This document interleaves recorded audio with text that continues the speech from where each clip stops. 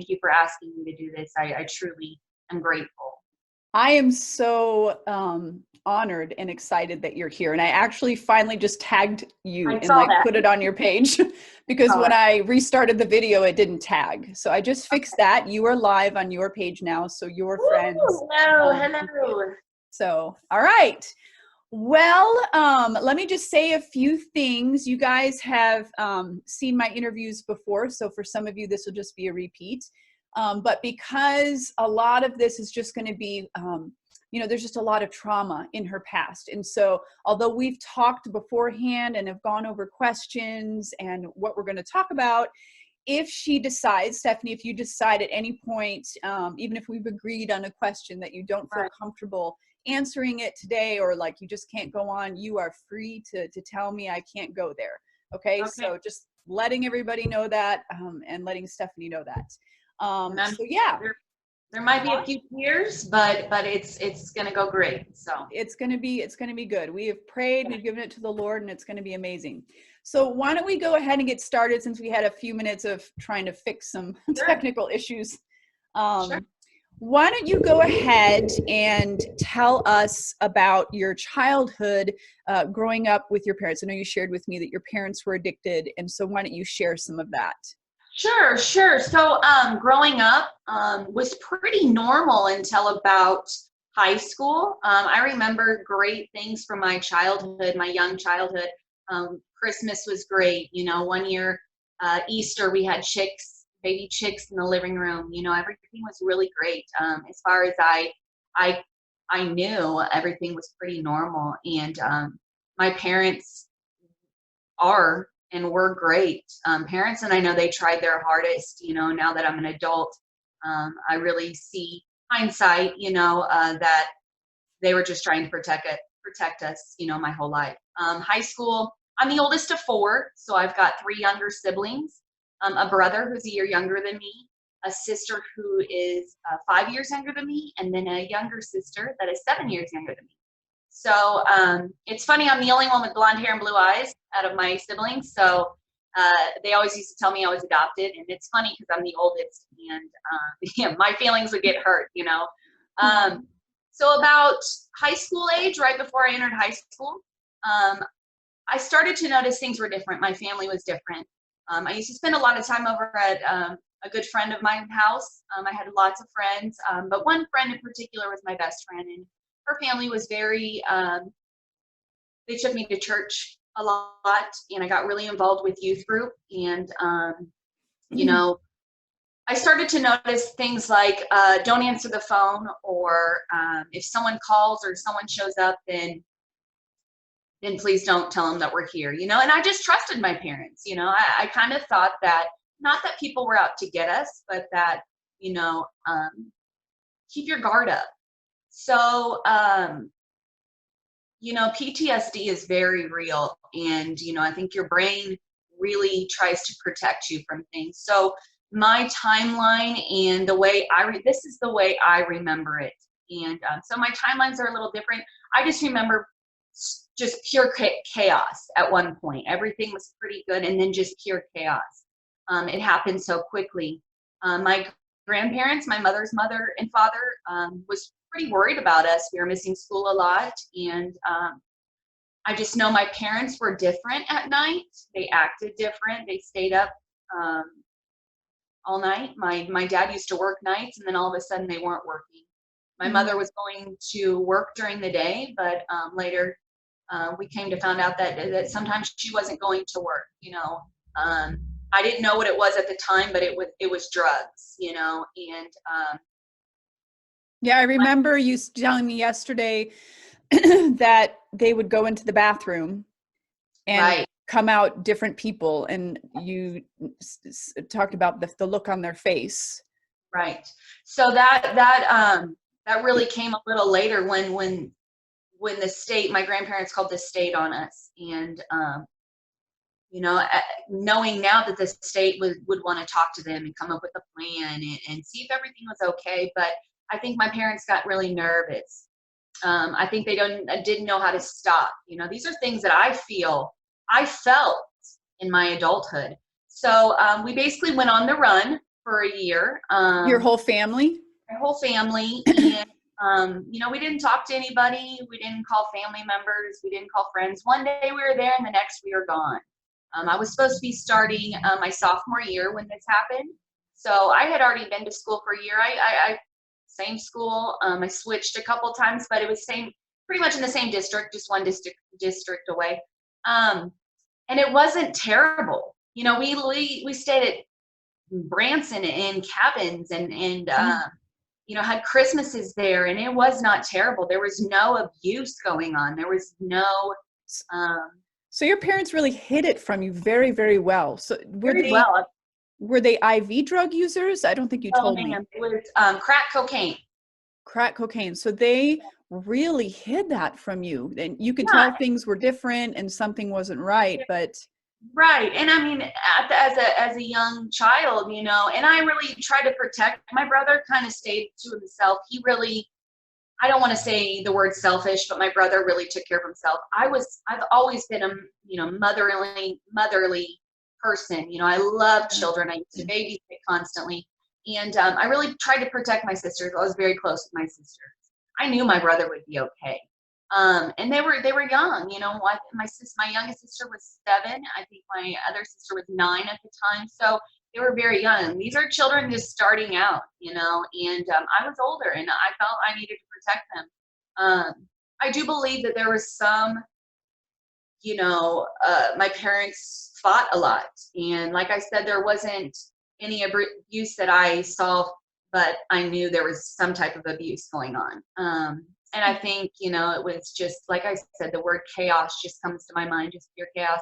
And I think it snowballed so quickly that they didn't know how to get out of it. And I just knew this was my family, and family comes first, you know. And I think they knew that we were going to be taken away because it snowballed so quickly. If they just would have talked to them at first, you know, instead we created this whole problem. And they finally, that's where, you know, in the hotels and stuff, they would have one room, and a connecting room, us kids would be in the room, you know. And that's when I saw that they committed crimes to support our living expenses and their habit. I remember, you know, having money when we went to bed and waking up, and we'd have to do it all over again because there was no money. They were different. Once they went into their room and they went into the bathroom, they came out completely different people. And to be honest, I hated them. I hated them. And I never wanted to be like them at all. I swore I'd never be like them. I swore that, you know, I knew one day everything would come to light. And I was scared of that because I knew it was going to be bad before it got better. So they did get caught. My parents both went to jail. And I remember coming into court with my siblings. And again, this is what I remember, you know, and my dad saying, you know, please, judge, just let their mother, you know, I'll take the blame, just let their mother be there. And so they have one parent there. My dad was sentenced to, I believe, 2 years in prison for interfering with child custody. So basically kind of kidnapping his own children, you know. My mother, my grandparents, bless them, but my grandmother said to me, we've already been parents. They were going to retire soon. We don't want to be parents again. We just didn't want to see you guys in another home. So they took custody of us. At this point, I'm emancipated. I can call myself into school. And are you 16 at this point? 17?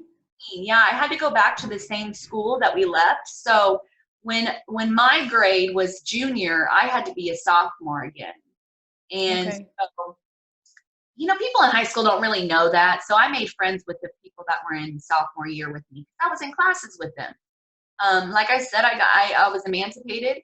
But, you know, my mom was there one day on house arrest, and she was gone the next. You know what I mean? It was like she was there one day and then she was gone. And I think she got that I'm free from the chaos. And I could at the time I was very angry, but I can't blame her now. So I would get my sisters ready for school. I remember getting my youngest sister on the bus and her just crying, saying she didn't want to go to school and there was nothing I could do. There was absolutely nothing I could do. And my goal, I had a job at a daycare after school. My goal was I got offered a full-time lead position in a daycare. And I thought, this is perfect. This is what I'm going to do. I'm going to work full-time, have health benefits, and get an apartment, and I'm going to adopt my sisters. I did all those things except adopt my sisters. My grandparents moved down to the Lake of the Ozarks. My sisters went with them. They had And to is leave. that kind of when you started to like struggle emotionally and mentally? And Definitely, but I didn't realize it at the time. It was kind of like I said about my mom. I was free. I could make my own decisions, and at the time I don't want to say I didn't feel bad, but I thought, well, they're safe. My brother went off to the Marines at this point, and I got the apartment, and I was the only one out of my friends that had their own apartment. So it was party time. And as a young, teen or whatnot, 18, 17, we experimented with marijuana and cocaine and acid, and it was just fun at first. And is that when you first started using drugs? Yeah. Yes. So why don't we move into that? Like, just take us in from where where you are right now into how you became addicted. Right. I started using, and I had a surgery in 2009, and I have endometriosis, and I had the laparoscopy where they go in through your belly button, laser off the cysts. Okay. They gave me OxyContin, and I didn't realize what OxyContin was. I just know that when I took one, I felt better. So what will two do? So I was dating someone at the time that showed me how to crush them up and snort them, and then it moved on to an IV. The doctor quickly cut me off, and all of a sudden I was sick, and I didn't know why I was sick. My bones hurt, my legs hurt, and someone told me, well, you're withdrawing. And I thought, were you still using cocaine and the other drugs at that time too? No, that was just, on a Friday night, or, whenever I was drinking. It wasn't anything constant. It wasn't anything consistent. The Oxycontins were, I remember working at a daycare and snorting OxyContin in my closet while the kids are taking a nap, and that was the moment that I realized, oh my God, I'm just like my parents. And I don't mean to shame them. My mother's sober now. My father really struggles, and I'll get into that, but heroin was cheaper. And so we started to use heroin, and it took a hold of me like I never believed. I was prostituting, escorting, and I stole from my grandparents. I stole a lot of money from my grandparents. I said I needed things that I didn't need. I went to treatment for the first time in 2013 to Valley Hope in Atchison, Kansas. I met my daughter's father there. I graduated from that program. I went into what's called an Oxford House, sober living environment. They've got men's Oxford houses and women's Oxford houses, men and children, women and children. I lived in a women's house. Children, of course, are able to come over, but I quickly got pregnant. We started using again, and we got kicked out of the Oxford House, and I went back to treatment, and that's where I found out I was pregnant. How long was that treatment? Was this like a year-long program, or just like 30 days? Oh, so like a 30-day detox, and then you went into some sober living program. Right. They did, classes. You detoxed for a couple days, and then you did classes on, the root of your problem. To be honest, I wasn't ready, and I didn't realize. I really tried. I had good intentions, but I was not ready. I was just starting out, and I knew what I was doing before treatment was pure insanity, but I didn't know how to stop. I didn't know who to ask for help, and I thought, well, I'll run to treatment. I'll fix myself, and it'll be fine. And I swore to myself I wouldn't use again. When I met my daughter's father, he had the same drug of choice, heroin. And in a sick way, I wanted to use with him. That's how my brain worked. we got high together, and I hid it for just a while, you know, and the Oxford House knew that I was lying. You know, they UA'd you. And before they could kick me out, I thought, nope, I'm leaving. You know, you can't kick me out if I leave first. I left and I went back to treatment. You know, my father was very scared. At this point, I wasn't talking to my mother. She had met a gentleman who she's married to today. And I was pretty angry at that, you know, and she lived in Missouri. She still lives there now. And so my dad really, when he got out of prison, he really didn't realize the extent of my drug use, you know. Mm. And there was a lot of trauma with him growing up, and he was in Beirut. He was a Marine. So there's a lot of PTSD with him as well. And so he self-medicates as well, you know, and I went back to treatment, and so did Presley's father. I went to Boonville, Valley Hope. He went back to Atchison, Valley Hope, and I found out I was pregnant, 5 weeks pregnant. You know, I've never had a scare. I've never been concerned that I was pregnant. I was told I couldn't have children because of my endometriosis and how bad it was. But it was like the moment I got clean, I got pregnant. So I decided to leave treatment, and I lived with my cousin, and I went through the pregnancy. Presley's dad had met somebody in treatment in Atchison Valley Hope, and I was angry. I was so angry that they left treatment and they were getting high together, and I thought, I don't want to do this. And this sounds terrible, but I didn't feel a connection with her. I used heroin until I was about 6 months pregnant. Okay. My drug dealer would make me wait until everybody left because he didn't want anyone to know that he was serving someone that was pregnant. He didn't want anyone to know that he was giving someone who was pregnant drugs. I got scared and I told on myself, and the state kind of got involved, and I, you know, kind of had to follow some classes and be watched a little bit. She was born November 21st, 2014, and she was perfect. I was clean. Everything was great. Right before I gave birth, I got into another Oxford House, and I had my own room, and I set up her nursery. I was terrified, but I thought, this is going to save me. Having a baby is going to save me. That's all I've ever wanted, was to be a mother, you know. I had her, and I immediately started using again, and I just could not quit. Not even she was enough for me to stop. I left the Oxford House and I met somebody else, and I met him when I was 6 months pregnant, and we decided to move out. He was a drug addict as well. And this wasn't, I was asleep and so high I couldn't take care of her. This was maintaining, I had to get high a little bit so I could take care of her. I was so scared at this point that I had a child, and all the things that we went through, that they were going to take her away from me and I wouldn't know where she was. But I needed help. And I didn't know who to trust. I didn't know who to talk to, because in my experience, I was always punished and judged. And, I had gotten into some legal trouble, petty theft, marijuana, and so misdemeanors.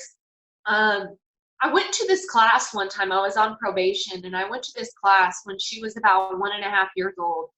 And I don't remember anything from this class but this woman telling me, this whole class, if you were to overdose, who would be the first person to find you? And at that point, it would be my 1.5-year-old daughter. Mm-hmm. We had a relationship which was so beautiful. I've seen the photos. I went through the photos and on your Facebook a couple times since I've known you, and you have photo after photo after photo from that season of doing things with her, going, I don't know if it was rafting or something, like you guys went on a river, looked like the zoo and parks and birthday parties and maybe some family photos. And she always looked so happy with her toys, with you. I can tell that you guys had a very, very, very close relationship, and that she was very precious to you. You can see it in your face in all of the photos. And that's what gets me is, why wasn't she enough? Because she was, you know. It wasn't her, it was me. And it brings me back to my family, it brings me back to my parents, on how there's not help out there for people that need it, for people who get caught up in something and they don't know how to get out of it. So I called her father, who was still with this woman, and they had 2 kids of their own at this point. Their oldest daughter was just 2 months younger than Presley. So they had a baby as well. And I reached out and I said, listen, I need help. And I figured they'd understand because they both met in treatment. You know, they were very well aware of drug use. And I didn't tell them exactly how bad it was. And they agreed, you know, and I gradually got Presley integrated to know them. You know, we went to the mall, and there's pictures. My profile picture is the day that she met her sisters. Okay. I wondered if that was them. Yeah. So their oldest and Presley were best friends. They were like twins. They were only 2 months apart. You know, Yeah. they were best friends, and I thought, this is perfect. This is perfect because she's with her father, and I wasn't friends with this woman, but we weren't enemies. I didn't think we were enemies. Something was going on with them and I didn't know it. You know, outside looking in, everything seems very normal. They had a home. He worked. She stayed at home with the kids. There was profile pictures and pictures on Facebook that I would see. And to be honest, a part of me was able to do what I wanted to do because Presley was safe. So I remember you telling me that, like, once she was with him. And how old was she when you let her? I dropped her off on October 31st of 2016. Okay. So she was about 2. Almost 2. She was going to turn 2 in November. So I had to do some jail time. And again, my memory is so clouded sometimes, you know, and I think especially around this time that my brain really tries to protect me from things. But I know I dropped her off on Halloween, and I was supposed to come back and trick or treat with him, and I never did. You were supposed to go trick or treating with her. I never did, you know. Like I said, it was like, oh, I'm going to go get high and I'll come right back. You know what I mean? And I didn't. I went to jail, just little stints here and there. And I got out on house arrest, and I failed for a UA. And so I went back to jail. And in order to get out of jail, I had to go to a treatment center. And this would probably have been my 5th, 6th, maybe 7th time in treatment. Yeah. So I waited for a bed to open. And I remember being in jail, and Nick and Lindsay, that's Presley's dad and Presley's dad's girlfriend, they would talk to my mother, but they stopped talking to me. And I really thought it was because they were disappointed or angry. And I called this woman, I called Lindsay 17 times one time when I was in jail, and she just kept rejecting my phone call. And it was just because I wanted to check on Presley. But I thought she was angry, you know, because looking back now, she had to take care of my daughter. You know what I mean? Like Nick had 6 kids by 5 different women, and my daughter was number 4. Her kids were number 5 and 6. So everything he was working for was going to child support. So not only was he working all the time and not home with her, and all that money is going to his other children, she's having to take care of mine. And I didn't realize that at the time. So I was very selfish. I didn't know the ripple effect that my addiction had, or the choices that I made had on the people around me. Very selfish. So I finally got a bed in Wyandotte County at Mears, and I went there. And my mom talked to Nick and Lindsay and was supposed to pick my daughter up on February 7th of 2017 and take her for a week.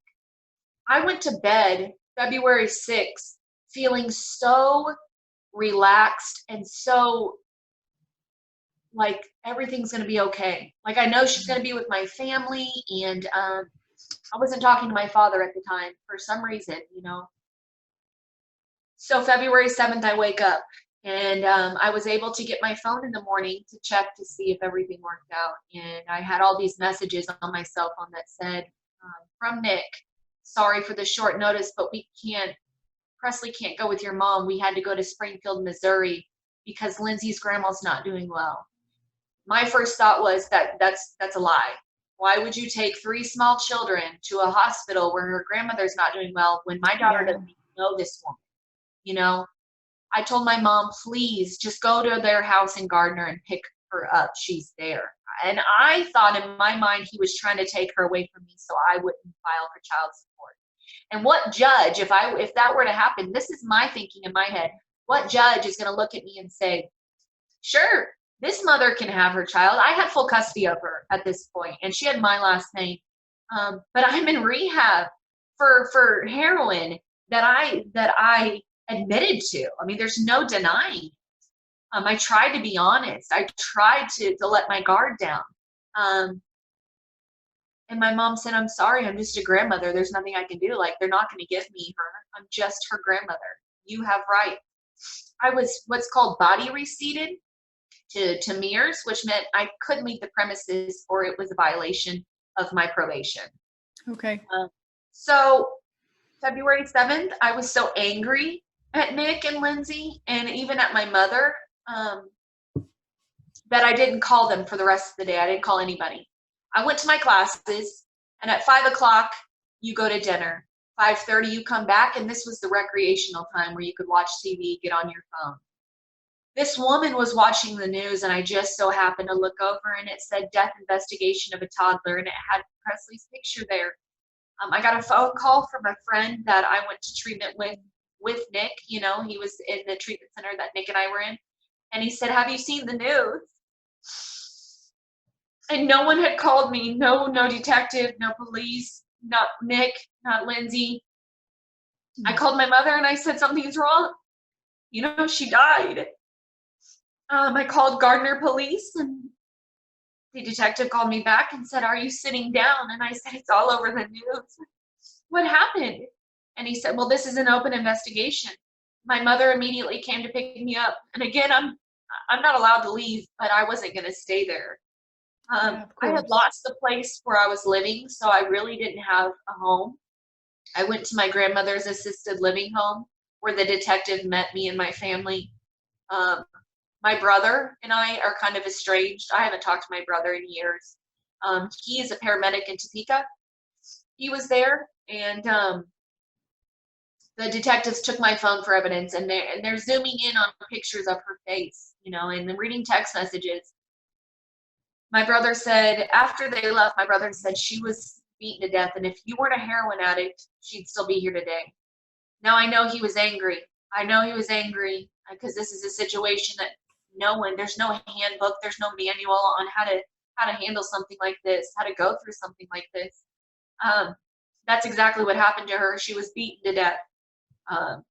Nick and Lindsay kept her from my family because she was so beaten up they didn't want her to see her. She died around 12:50, February 7th, while I was in class for a drug addiction. She needed her mom, and she was by herself. And I wonder, still to this day, I torture myself. She was probably thinking no one loved her. You know, I believe that God took her quickly. I pray that God took her quickly.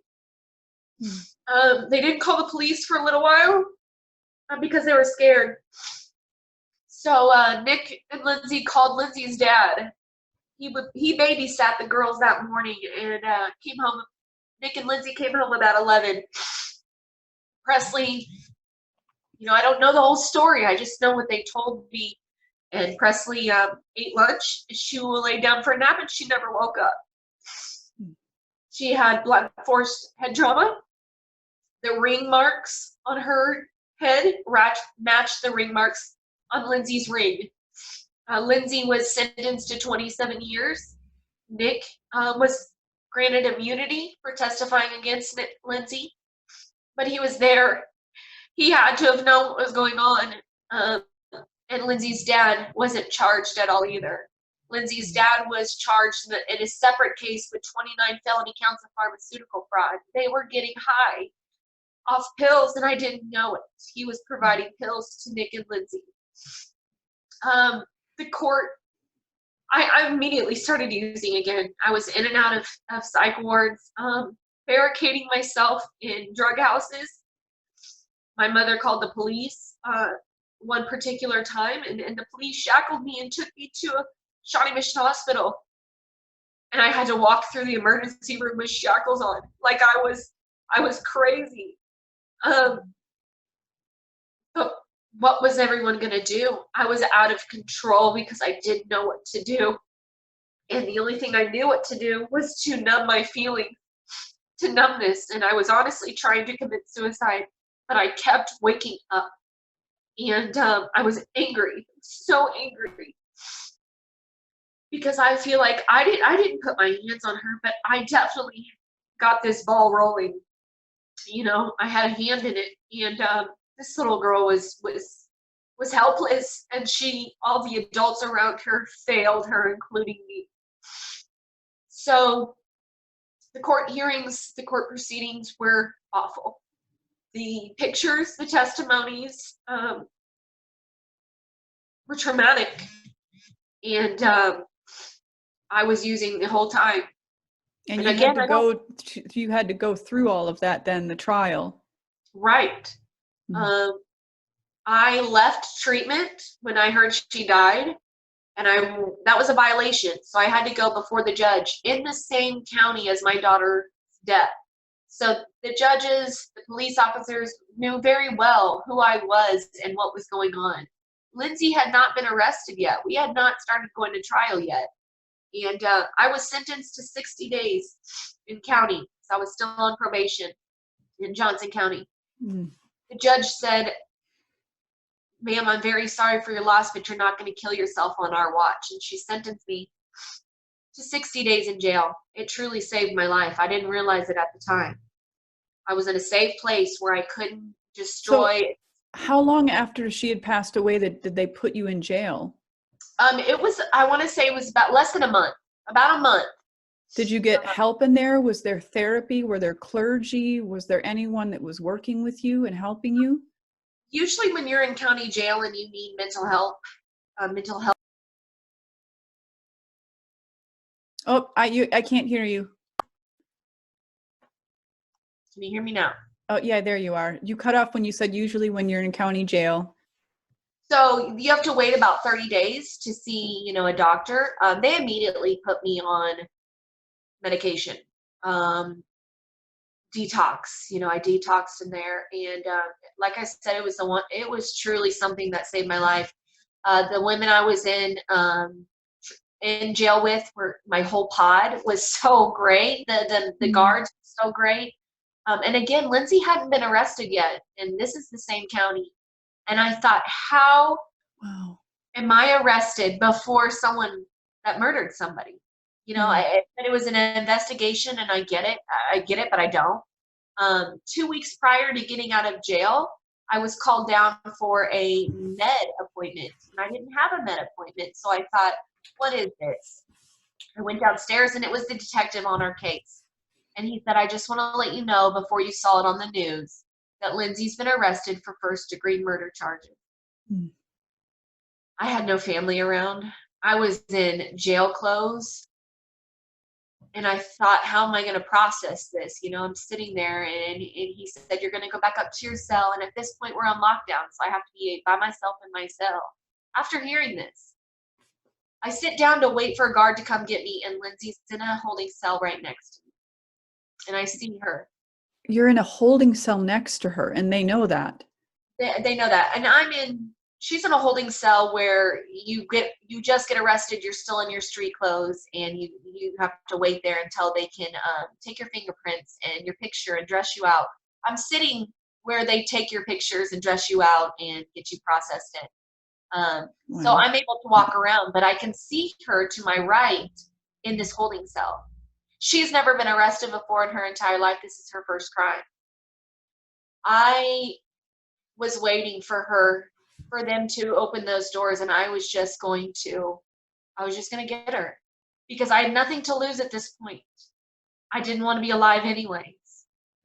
Um, I walked up to the holding cell. There's a window, and I wanted her to see me. But, you know, she's in her street clothes. I'm in stripes, you know, like we're equal. And that's so crazy to me.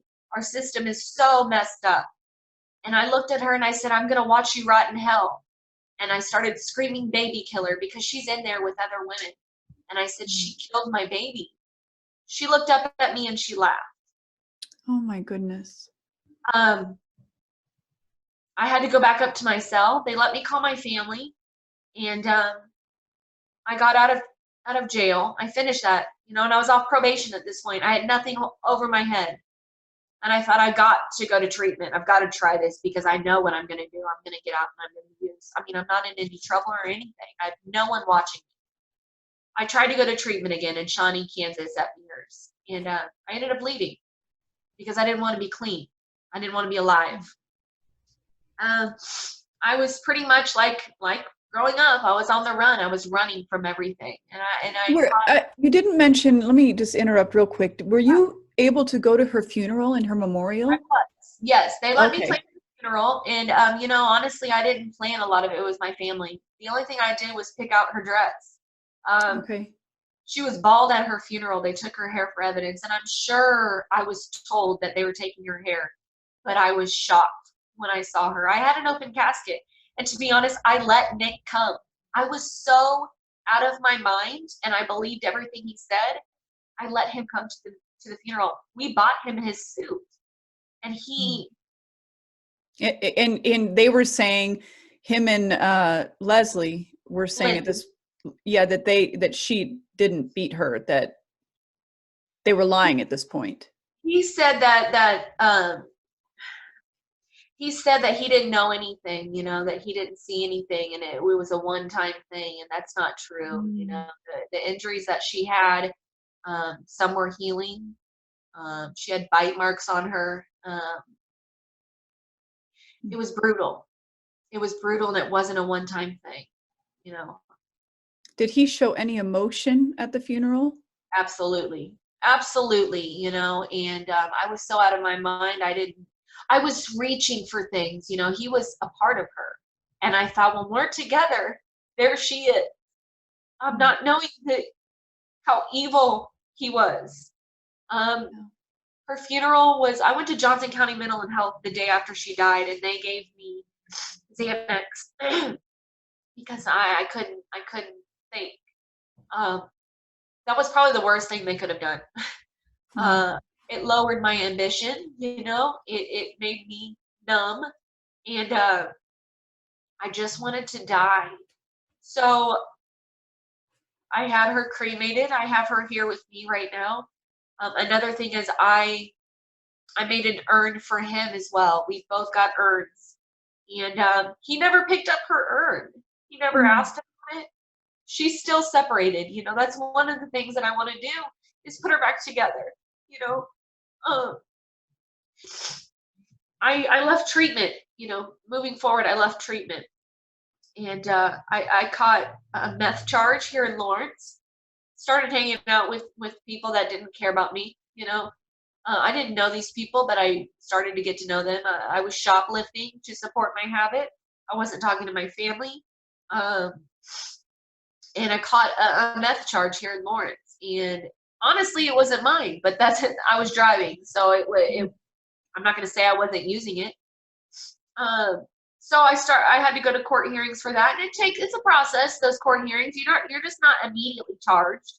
So I finally got charged, but while I was on bond, because of course I got arrested for that, I caught a heroin charge.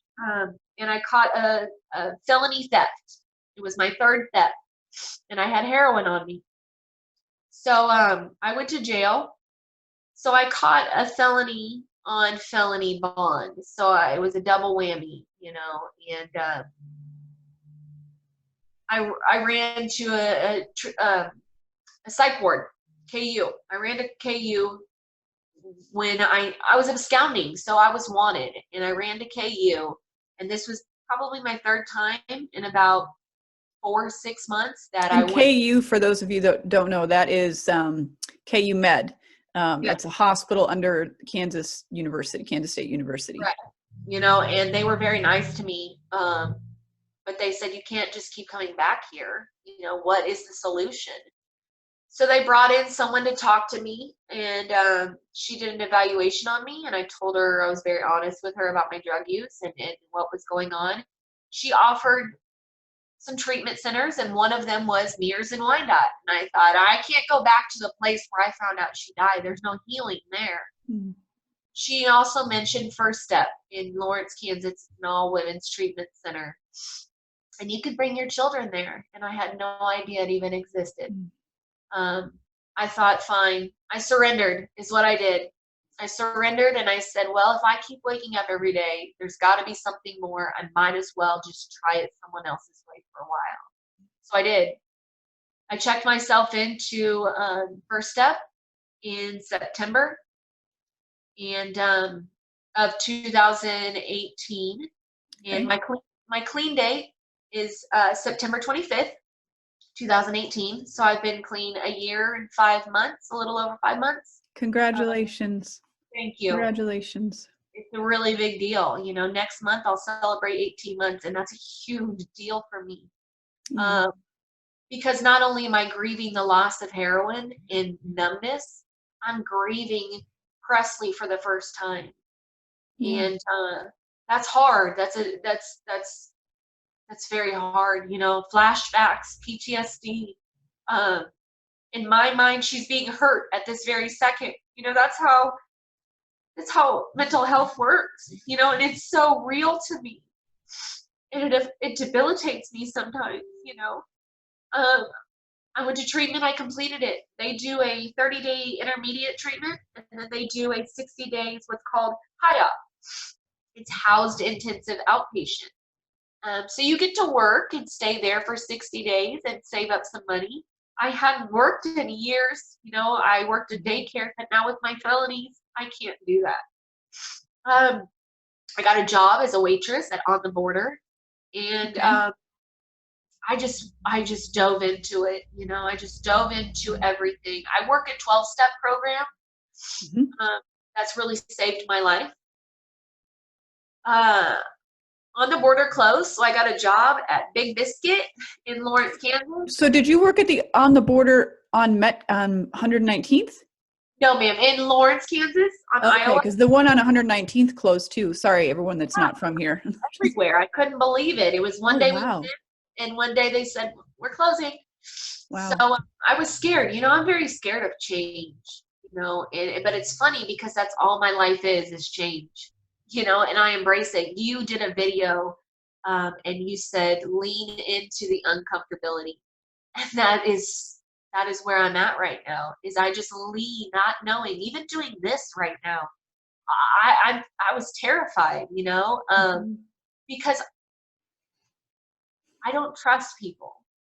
I don't think people have my best interest, and I don't have a lot of confidence in myself. To me, I think I'm a terrible person. What kind of mother lets this happen? But this is something that I did not mean to happen. Again, I didn't know the ripple effect my actions and my addiction had on people around me. But today, I have a wonderful life.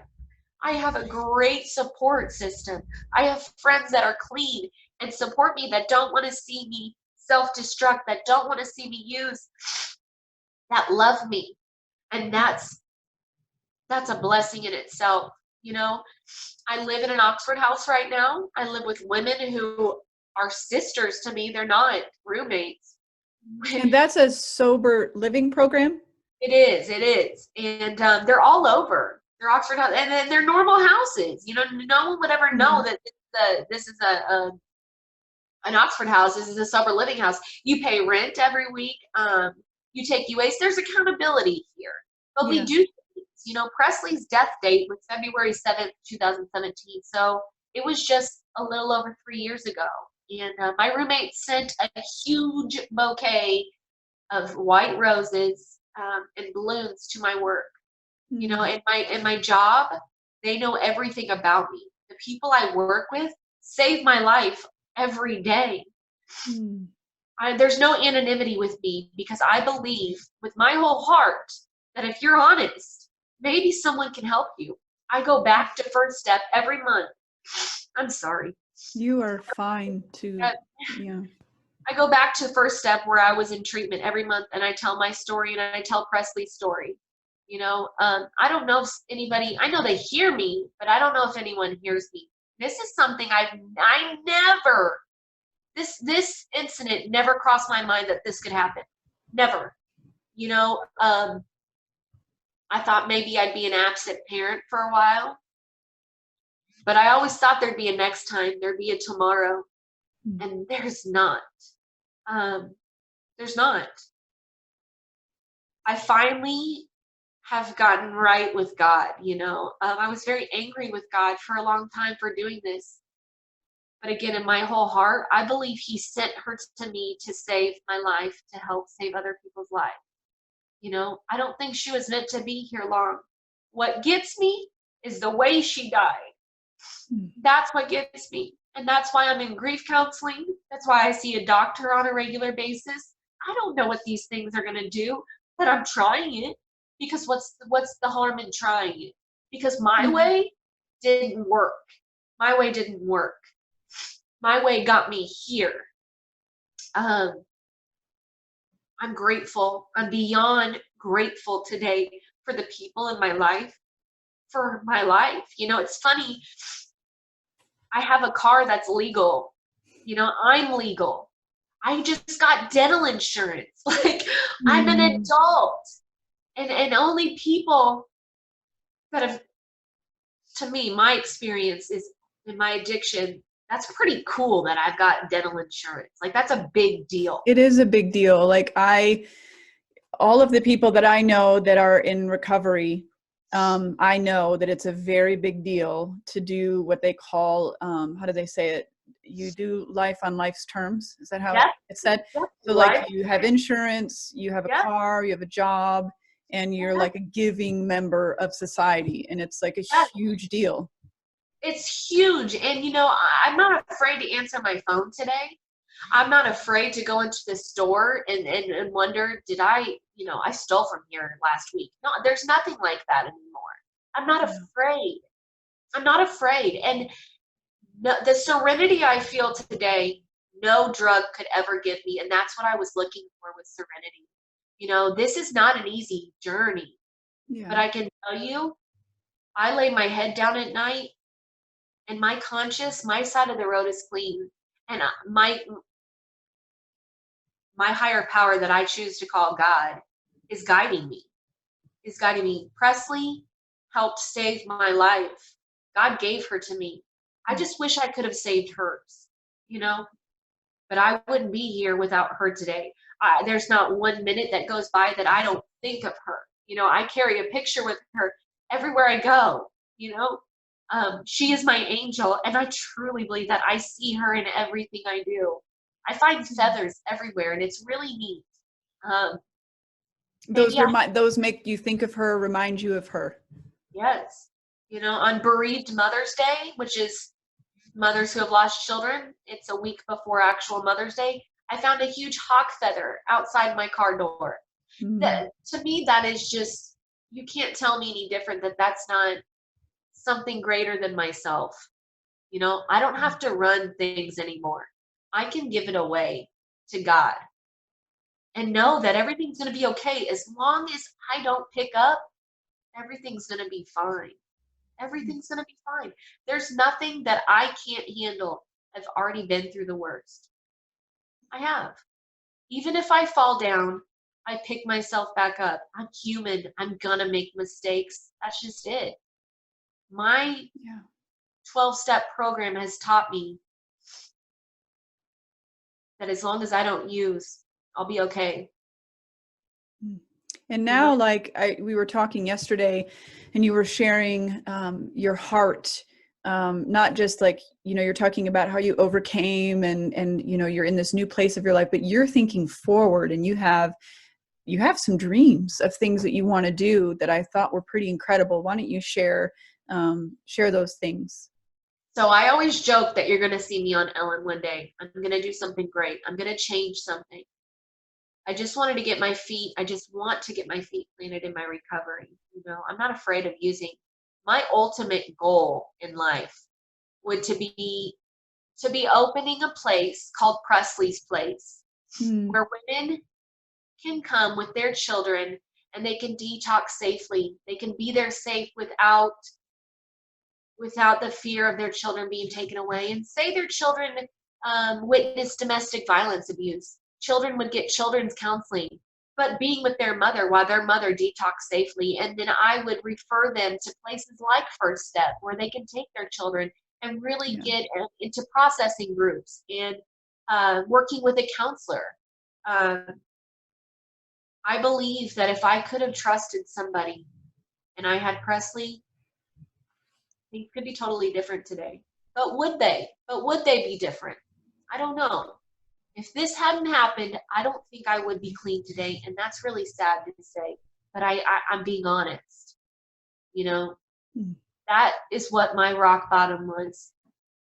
It was either her going to live without me or me live without her. That was what was going to happen. There was no way around it. I was out of control. But I'm being honest today, and I can't be the only one that feels like this.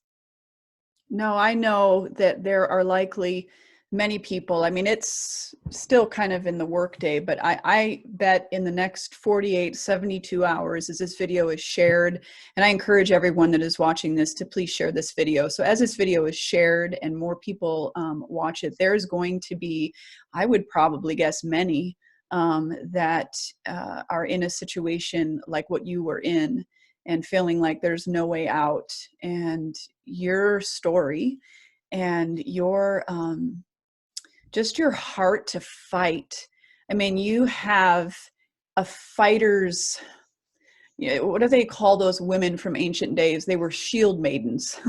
And you always, you think of shield maidens as these fierce women that, are struck down, but they get back up and they have these swords and these shields and they fight, and maybe they get knocked down and stabbed, but then they're back up and they're fighting. And you have been through so much in your young life, Stephanie, beginning with your parents and their addiction and the chaos of your life. And just, although they weren't abusing you, and there wasn't issues like that, there still was an incredible trauma, reoccurring trauma over and over every time they used, and their faces would change, or you guys would be in hotels, and just everything that that you went through. And then with your grandmother, and then drugs, being addicted to drugs and just feeling so out of control and at the mercy of the next high. And then, your baby, just everything you've been through, and to see you standing up with sword drawn and shield up, declaring, in the face of wanting to die, declaring, I will live. Watch me. And your heart to have other women and men watch you stand up and say, I will live, and use my story. I just want to say to you that God never intends for these tragedies to happen. I have been, my story, I think, and I know yours. And so there's all kinds of trauma and abuse and horrible things that happen to us and children, and murder and violence. And we live in a fallen, broken world where man is just violent. We live in a violent world. But God never intended for any of that. And so he never intended for her to suffer that, but he's with you and he grieves with you, and he will bring beauty from ashes, and he's already doing it. Nothing is in vain, and he's not going to let her suffering and her death and your heartache be in vain. And I believe that lives will be saved because of her, because of who she was, and who you were as a mom, and your love for her, and your desire to continue to speak her story and tell her story and share her photos. So God is just... I do want to talk about her sisters very quickly. We forgot about that. Thank you. Because I was like, there was something else that was beautiful. Share this quickly. So Lindsay, who killed Presley, really tried to take my life, and I almost let her. She took Presley's life, and I almost let her take mine. Her 2 kids, Presley's stepsisters, were adopted by Lindsay's family. I just was able to celebrate the girls' birthday with them. I get to hang out, and they get to know me. They don't know their mother. And her family, Lindsay's family, is one of my biggest cheerleaders. And they let me come around, and I couldn't do these things if I wasn't clean.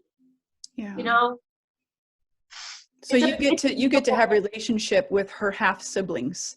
Right. With the woman who killed my daughter, I get to hang out and have a relationship with her kids. And hold them and love them and hold their tiny hands and put them in your lap and celebrate holidays. That is a gift. And actually, you know, I don't know that every woman could do that. And that, again, just demonstrates your heart for beauty from ashes and your heart to love. And even over these little girls who've been through their own trauma, losing their sister and their mom. Right. And Nick, why don't you share what ended up happening with Nick, if you still feel comfortable doing that? He overdosed last June on heroin. So, and Lindsay's father, who was also there, died of alcoholism in August. So, okay, I didn't know that. Yeah. So Nick passed away, and then Lindsay's father passed away. Yes. Yes. That is heartbreaking.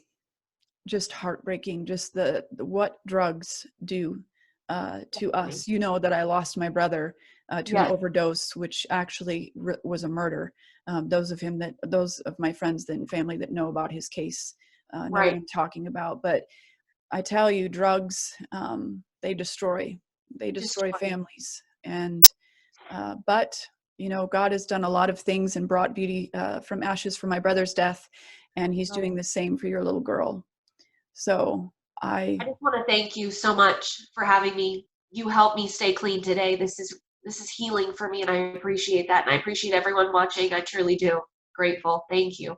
Yeah. And I want to say thank you for being brave and for coming on this platform and doing this. And the more I know you, the more I love you. And I look forward to hanging out on Saturday mornings. Yeah. So those of you that are watching, whether now or later, if you could just go ahead and leave a comment for her, sharing a word of encouragement or something that you learned today, or how the Lord has touched your heart or mind through her story, through her sharing, just so that she can go and see the fruit of what she's done here today. That would be great. So thank you. Bless you. And I'm hugging you in my heart, and I'm sure that many that are watching this are doing the same. If anyone is watching this and you're struggling, why don't you go ahead real quick. Let me say this first. If you're watching this and you're struggling with the drug addiction, please feel free to reach out to myself or Stephanie. I think that she would say you could go ahead and do that. We can connect you with local resources. There's many treatment programs that I know about that are free that we can get you into. And there's also an excellent community and multiple communities online that I can get you connected with. And Stephanie probably has her own resources and stuff for you as well. So to end this, Stephanie, why don't you go ahead and speak to anyone right now that is in active addiction? Am I allowed to give out my number? Or you know what, if you are struggling right now, my Facebook is open. Anybody can look on it. There's no privacy or anything. Please private message me and I can help you. I can just tell you what I did, what helped me. Even if you're not ready to stop, please contact me and I can talk to you. I have a really special. Oh, you cut out.